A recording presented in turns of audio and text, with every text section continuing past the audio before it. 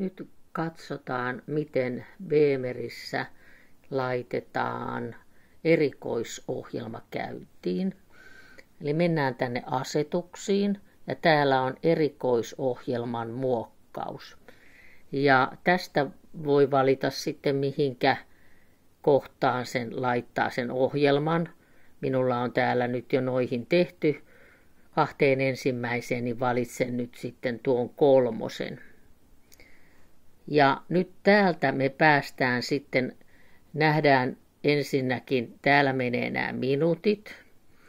Ja sitten ensin me ollaan tuolla 2 kohdalla, niin täältä me voidaan sitten lisätä, kuinka suuri se intensiteetti halutaan.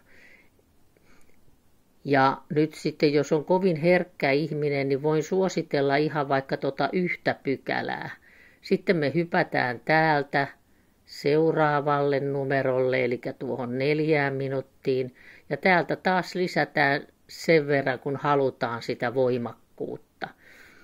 Eli siellähän on asetuksissa normaalisti, että se alkaa tuolta pienitasolta, mutta me voidaan ottaa vielä alhaisempi taso. Tai sitten vähentää sieltä, eli siinä on 1 taso, nyt jo 4 minuuttia. Sitten taas seuraava pykälä ja sieltä valitaan sitten taas esimerkiksi se 1. Ja sitten kuinka monta minuuttia haluaa siihen ohjelmaan laittaa, niin voidaan vielä vaikka ottaa tuo plus-signaalikin pois ja tallennetaan. Ja mennään sitten takaisin.